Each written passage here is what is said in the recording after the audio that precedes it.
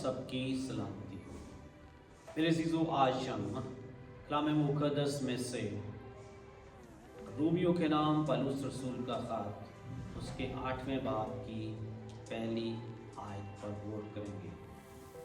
कलाम मुक़द्दस में इस तरह लिखा है, बस अब जो मसीह यस्सु में हैं उन पर सज़ा का हुक्म नहीं। खुदा उनके पाक कलाम के बड़े और सजन के वसीला से खुदा में बरकत बख्शे। आज हमारा मज़मून है निजात के लिए खुदा के फजल को कबूल करना। अजीज़ों, आज हम अपनी निजात में खुदा के फजल की तब्दील करने वाली कुदरत को दरियाफ्त करेंगे। रोमियो का खत उसके 8वें बाब की पहली आयत कलाम पाक में सबसे ज़्यादा तसल्ली बख्श और आज़ाद करने वाली आयात में से एक है, जो बयान करती है, बस अब जो मसीह यस्सु में हैं उन पर सज़ा का हुक्म नहीं। ये एक आयत इस नाकाबिले यकीन सच्चाई को जाहिर करती है कि यस्सु अल मसीह के वसीला से अब हम गुनाह की सज़ा के मुताबिक नहीं हैं। आज हम इस आयत के मायने पर गहरे तौर पर गौर करेंगे। खुदा के फजल जो ये सब मुमकिन बनाता है उसका जायज़ा लेंगे और इस बात पर गौर करेंगे कि हम अपनी रोज़मर्रा ज़िंदगी में इस सच्चाई को कैसे जिंदा कर सकते हैं। तो सबसे पहला पॉइंट जो हम देखेंगे वो इंसान की हालत क्या है, गुनाह और सजा। खुदा के फजल की खूबसूरती को समझने से पहले हमें उसकी ज़रूरत की हकीकत को समझना चाहिए। कलाम पाक रोमियो का खत उसके 3 बाब की 23वीं आयत में हमें बताता है, इसलिए कि सब ने गुनाह किया और खुदा के जलाल से महरूम। गुनाह हमें मुकद्दस खुदा से अलग करता है और खुदा की मुदाखलत के बगैर हम रूहानी मौत की सजा के हकदार हैं। रोमियो के नाम पौलुस रसूल का खत उसके 6 बाब की 23वीं आयत में मुकद्दस पौलुस लिखते हैं, क्योंकि गुनाह की मजदूरी मौत है, मगर खुदा की बख्शिश हमारे खुदावंद मसीह यस्सु में हमेशा की जिंदगी है। गुनाह एक कीमत के साथ आता है और वो कीमत खुदा से अबदी अलहदगी है, अबदी जुदाई है। ये इंसानी हालत है। हम गुनाह में पैदा हुए हैं और सज़ा के मुस्तहिक हैं, सज़ा के हकदार हैं। ज़बूर कामल उसकी 5वीं आयत बयान करती है, ज़बूर नवीस अपने गुनाहगार होने का इकरार करता है। देखा, देख मैंने बदी में सूरत पकड़ी और मैं गुनाह की हालत में माँ के पेट में पड़ा। तो मेरे अजीज़ों, कलाम फरमाता है कि सब ने गुनाह किया और खुदा के जलाल से महरूम है। इससे निजात के लिए खुदा के फजल की ज़रूरत है। दूसरा पॉइंट जो आज हम देखेंगे वह खुदा का फजल एक नेमत है जिसे हम कभी कमा नहीं सकते थे। खुदा का फजल एक नेमत है जिसे हम कभी कमा नहीं सकते थे, लेकिन मोहब्बत करने वाले खुदा ने अपनी रहमत से हमें उस कसम पुरसी की हालत में नहीं छोड़ा। यूहन्ना की इंजील उसके 3 बाब की 16वीं आयत में हमें खुदा की मोहब्बत नजर आती है। बयान है, खुदा ने दुनिया से ऐसी मोहब्बत रखी कि उसने अपना इकलौता बेटा बख्श दिया, ताकि जो कोई उस पर ईमान लाए हलाक ना हो बल्कि हमेशा की जिंदगी पाए। मेरे अजीज़ों, मुक़द्दस पौलुस रसूल रोमियो के नाम खत उसके 5वें बाब की 8वीं आयत में लिखते हैं, लेकिन खुदा अपनी मोहब्बत की खूबी हम पर यूं जाहिर करता है कि जब हम गुनाहगार ही थे तो मसीह हमारी खातिर हुआ। اور رومیو 6 باب کی 23ویں آیت بیان کرتی ہے کیونکہ گناہ کی مزدوری موت ہے مگر خدا کی بخشش ہمارے خداوند مسیح یسوع میں ہمیشہ کی زندگی ہے۔ خدا کا فضل وہ بے مثال احسان ہے جو ہم یسوع مسیح کے ذریعہ سے حاصل کرتے ہیں۔ ہم نجات کے مستحق نہیں تھے، ہم نجات کے حقدار نہیں تھے، ہم نجات کو اپنی نیکیوں، اپنے اچھے کاموں سے حاصل نہیں کر سکتے تھے۔ یسایہ نبی 64 باب کی 6 آیت میں بیان کرتے ہیں، اور ہم تو سب کے سب ایسے ہیں جیسے ناپاک چیز، اور ہماری تمام راست بازی ناپاک لباس کی مانند ہے، اور ہم سب پتے کی طرح کملا جاتے ہیں، اور ہماری بد کرداری آندھی کی مانند ہم کو اڑا لے جاتی ہے۔ میرے عزیزو، یہاں بیان ہے اور ہم تو سب کے سب ایسے ہیں جیسے ناپاک چیز، کیونکہ سب نے گناہ کیا اور خدا کے جلال سے محروم ہے، اور ہماری تمام راست بازی ناپاک لباس کی مانند ہے، اس کی خدا کے حضور کوئی وقت نہیں ہے۔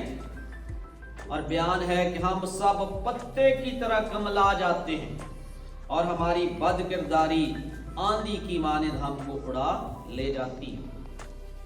جیسے پتا سرسبز ہوتا ہے اور پھر وہ کملانا شروع کرتا ہے اور اس کا رنگ پیلا ہو جاتا ہے، وہ کمزور ہو جاتا ہے اور آندھی کے جھونکے سے آتا ہے اور اسے اڑا کے دور لے جاتا ہے۔ بالکل اسی طرح ہماری بد کرداری کی آندھی کی مانند جو ہے وہ ہم کو اڑا لے جاتی ہے۔ میرے عزیزو، ہم اپنے طور پر بے بس تھے، لیکن خدا کا فضل قدم رکھتا ہے اور سب کچھ بدل دیتا ہے۔ ہم دیکھیں گے کہ خدا کے فضل کا کام کیا ہے۔ تیتس کا خط اس کا 2 باب اور اس کی 11ویں آیت سے 14ویں آیت میں لکھا ہے، کیونکہ خدا کا وہ فضل ظاہر ہوا ہے جو سب آدمیوں کی نجات کا باعث ہے۔ وہ فضل ظاہر ہوا ہے جو سب آدمیوں کی نجات کا باعث ہے، صرف ہمارا ہی نہیں بلکہ ساری قوموں، سارے قبیلوں اور قوموں کے لیے نجات جو ہے وہ اویلیبل ہے۔ اور 12ویں آیت میں لکھا ہے، اور ہمیں تربیت دیتا ہے، خدا کا فضل ہمیں تربیت دیتا ہے تاکہ بے دینی اور دنیاوی خواہشوں کا انکار کر کے اس موجودہ جہان میں پرہیزگاری اور راست بازی اور دینداری کے ساتھ زندگی گزاریں۔ اور اس کے لیے خدا کا فضل کو قبول کرنا ضروری ہے، پھر ہی ہم دینداری، پرہیزگاری اور راست بازی کی زندگیاں گزار سکتے ہیں۔ 13ویں آیت میں لکھا ہے، اور اس مبارک امید یعنی اپنے بزرگ خدا اور منجی یسوع مسیح کے جلال کے ظاہر ہونے کے منتظر رہیں۔ ہم اس امید میں ہیں کہ خداوند یسوع جلد ہمیں لینے کے لیے آنے والا ہے، اور اس کے لیے ہمیں پورا امید رہنے کی ضرورت ہے اور اپنے آپ کو تیار کرنے کی ضرورت ہے۔ کیا ہم اپنے آپ کو، ہم خدا کی آمد کے لیے تیار ہیں؟ 14ویں آیت میں لکھا ہے، جس نے اپنے آپ کو ہمارے واسطے دے دیا تاکہ فدیہ ہو کر ہمیں ہر طرح کی بے دینی سے چھڑا لے اور پاک کر کے اپنی خاص مملکت کے لیے ایک ایسی امت بنائے جو نیک کاموں میں سرگرم ہے۔ دوسرے لفظوں میں ہم یہ کہہ سکتے ہیں کہ خدا کے فضل کا کام ہمیں تربیت دینا ہے تاکہ ہم ایک ایسی امت بن جائیں، ایسی قوم بن جائیں جو نیک کاموں میں سرگرم ہے۔ وہ نیک کام جن کو کرنے کے لیے خدا نے بنا علم سے بیشتر ہمارے لیے تیار کر رکھے تھے، اور ہم بگڑ جانے کے باعث وہ نہیں کر پائے۔ اب جب خدا یسوع مسیح کے وسیلہ سے ہمیں بحال کرتا ہے تو ہمیں اس کو قبول کرنا ہے۔ ایک مثال آپ کے سامنے رکھنا چاہتا ہوں۔ تصور کریں کہ آپ سمندر کے بیچ میں ڈوب رہے ہیں آپ کے پاس تیرنے کی طاقت نہیں ہے، کوئی کشتی نظر نہیں آتی اور آپ تیزی کے ساتھ ڈوب رہے ہیں، لیکن پھر کہیں سے ایک بچانے والا پانی میں غوطہ لگاتا ہے، آپ کو اوپر کھینچتا ہے اور آپ کو بحفاظت ساحل پر لے جاتا ہے۔ وہ اپنا ہاتھ آپ کو دیتا ہے، آپ اپنا ہاتھ اس کی طرف کرتے ہیں اور وہ آپ کے ہاتھ کو مضبوطی سے تھام لیتا ہے اور آپ کو ساحل پر لے آتا ہے۔ آپ اپنے آپ کو خود نہیں بچا سکتے تھے، آپ نے صرف اس ہاتھ کو قبول کیا جو آپ تک پہنچا۔ میرے عزیزو، خدا کا فضل ایسا ہی ہے۔ ہم اپنے گناہ میں ڈوب رہے تھے، اپنے آپ کو بچانے کے قابل نہیں تھے، لیکن خدا نے یسوع مسیح کے ذریعے نیچے آ کر ہمیں زندگی کی طرف کھینچ لیا۔ فضل وہ ہاتھ ہے جو ہمیں بچاتا ہے جب ہم خود اپنے آپ کو بچانے کے قابل نہیں تھے۔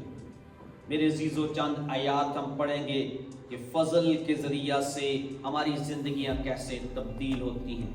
تیتس کا خط اس کے 3 باب کی 3 آیت سے 7 آیت تک میں آپ کے سامنے پڑھوں گا۔ لکھا ہے، کیونکہ ہم بھی پہلے نادان، نافرمان، فریب کھانے والے اور رنگ برنگ کی خواہشوں اور عیش و عشرت کے بندے تھے، اور بدخواہی اور حسد میں زندگی گزارتے تھے، نفرت کے لائق تھے اور آپس میں کینہ رکھتے تھے۔ یہ تھی ہماری حالت۔ مگر جب ہمارے منجی خدا کی مہربانی اور انسان کے ساتھ اس کی الفت ظاہر ہوئی، اس کی محبت ظاہر ہوئی، تو اس نے ہم کو نجات دی۔ نجات ہماری طرف سے نہیں ہے، خدا کی طرف سے۔ تو اس نے ہم کو نجات دی، مگر راست بازی کے کاموں کے سبب سے نہیں جو ہم نے خود کیے، بلکہ اپنی رحمت کے مطابق نئی پیدائش کے غسل اور روح القدس کے ہمیں نیا بنانے کے وسیلہ سے، جسے اس نے ہمارے منجی یسوع مسیح کی معرفت ہم پر افراد سے نازل کیا۔ روح القدس سے معمور ہونے کی ضرورت ہے، کیونکہ روح القدس کو افراد سے ہم پر نازل کیا تاکہ ہم اس کے فضل سے راست باز ٹھہر کر ہمیشہ کی زندگی کی امید کے مطابق وارث بنیں۔ میرے عزیزو، ہم نجات خدا کے فضل کے ذریعے سے پاتے ہیں۔ یہ ایک بخشش ہے، یہ ہماری کمائی ہوئی چیز نہیں ہے، یہ یسوع مسیح کے فدیہ پر ایمان لانے کے وسیلہ سے خدا ہمیں مفت بخش دیتا ہے، اور ہمیں اس بات کے لیے تیار کرتا ہے کہ ہم اس کی آمد کے لیے اپنے آپ کو تیار کریں، دینداری کی زندگیاں گزاریں اور نیک کاموں میں سرگرم رہیں۔ خدا ہمیں اس خدا کے فضل کو قبول کرنے کا فضل بخشے اور اپنے ساتھ راستے سے چلنے کا گہرا فضل بخشے۔ خداوند اس کلام کے وسیلہ سے ہمیں برکت بخشے۔